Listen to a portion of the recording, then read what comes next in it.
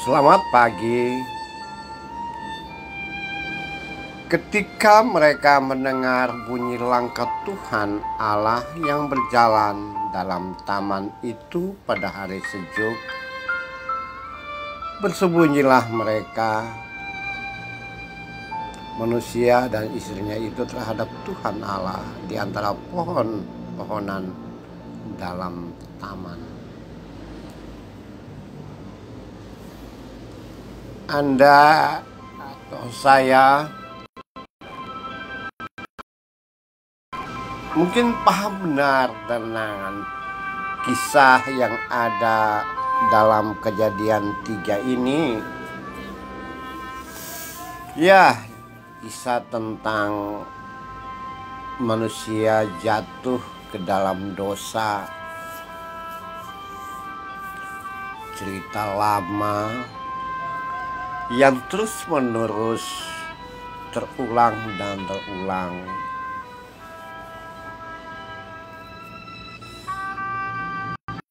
Mereka jatuh dalam dosa. Anda sudah tahu ada ular menggoda dan semuanya. Tapi saya melihat ada catatan yang menarik lain yang ada dalam peristiwa tersebut. Ketika manusia jatuh dalam dosa, Tuhan Allah tidak langsung marah kepada mereka.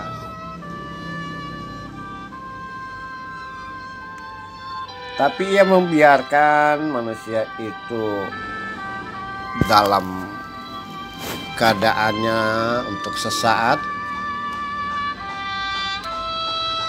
Membiarkan manusia itu dalam kesendirian, bahkan kesepian, atau mungkin juga ketakutan. Dan dalam ketakutan itu mereka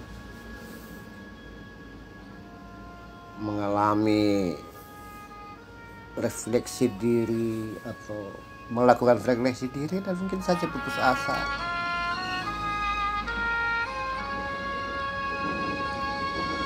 Dan mungkin saja pada saat itu manusia merasa, kok ini tidak ada apa-apa, kok makan buah ini melanggar larangan. Dan ketika mereka merasa diri bahwa sudah aman, sudah bebas, dengan pelanggaran itu tidak ada hukuman, justru baru Tuhan mencari mereka. Kalimat menarik. Mereka dalam keadaan mungkin sudah melupakan apa yang telah mereka kerjakan dan lakukan pada hari sejuk. Entah 1 hari, 2 hari, atau beberapa lama,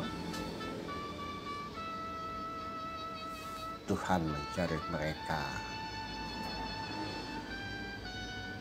Dan di saat itulah mereka mengakui kesalahan dan menerima sanksi dari Tuhan. Saudara-saudaraku, saudara-saudara, dalam kemanusiaan model seperti ini, cara Tuhan menangani masalah atau menghukum manusia yang bersalah ini menarik. Coba membayangkan Anda dan saya sebagai orang tua atau sebagai orang dewasa, sebagai kakak, sebagai atasan, berhadapan dengan anak atau adik atau bawahan yang membuat kesalahan. Dan pada saat dia berbuat salah itu, kita langsung berhadapan dengan dia dan marah-marah. Coba bayangkan. Yang terjadi dan umumnya yang terjadi adalah ada luapan emosi, amarah, bahkan sesuatu yang tidak bisa tertahankan.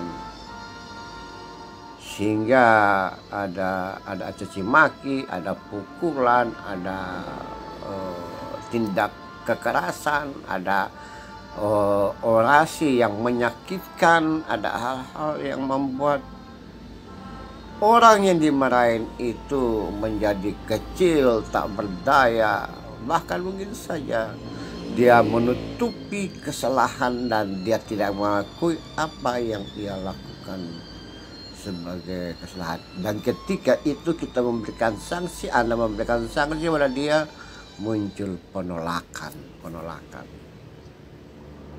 Dan jika seperti itu, maka umumnya tidak terjadi solusi yang baik, tidak terjadi perdamaian, dan hubungan itu menjadi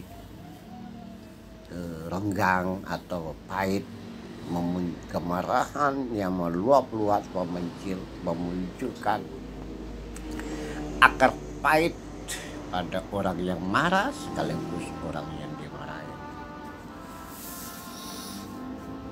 Itu umum terjadi. Tapi bagaimana kita memperhatikan cara Tuhan menangani manusia dan istrinya.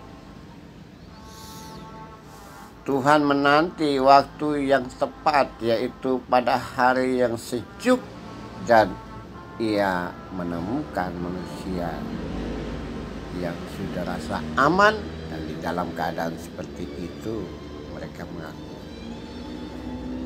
kesalahannya. Nah, kira-kira kalau kita dalam konteks kekinian, kalau kita berhadapan dengan situasi yang hampir sama, maka kita bisa juga menunda sanksi, menunda marah, menunda hukuman terhadap orang yang berbuat salah ketika emosi kita sudah tidak ada, suasana sudah dingin, atau bisa saja orang yang berbuat salah itu dia melupakan, baru kita berhadapan dengan dia. Ya, katakanlah seperti ini, kita berhadapan dengan anak, dia ambil uang kita di atas meja atau di laci meja, katakan kalau 100.000, kita diam saja, kita tahu tapi kita diam saja. Atau asisten rumah tangga kita menipu kita atau membuat sesuatu yang berlebihan. Kalau kita langsung marah, pasti ada hukuman, ada sanksi, dan segala macam caci-maki itu ada. Tapi beberapa hari kemudian kita panggil anak kita, kemudian berkata, ada ibu punya uang di situ, kamu yang ambil ya. Ya, dia mungkin pasti dia akan bilang, iya bu, kira ibu lupa, enak aja, ibu tak lupa kok. Atau asisten rumah tangga yang gosok baju kemudian bocor, dia sembunyi. Kalau kita langsung marah pasti rame gitu. Tapi kalau beberapa hari kemudian kita ngomong pelan-pelan, ya bu, dia pasti akan jawab, ya bu saya salah, ya lain kali jangan gitu. Nah itu yang harus terjadi. Cara Tuhan membuat orang yang bersalah itu menjawab, kemudian merasa diri sendiri salah, kemudian dia terbuka. Nah, bagaimana dengan Anda dan saya dalam konteks hidup diri kemudian kita? Interaksi kita dengan orang lain pasti tidak full dengan hal-hal yang menyenangkan atau baik atau tanpa beda pendapat dan seterusnya, siapapun. Nah, cara terbaik adalah bagaimana kita menghadapi itu dengan keadaan yang tenang. Cara Tuhan adalah dia menanti hari yang tepat dan mereka yang bersalah itu mengakui. Cara kita pun seperti itu, bisa. Saat yang tepat kita bisa melakukan sesuatu dengan manis dan baik. Tuhan memberkati. Mari kita berdoa.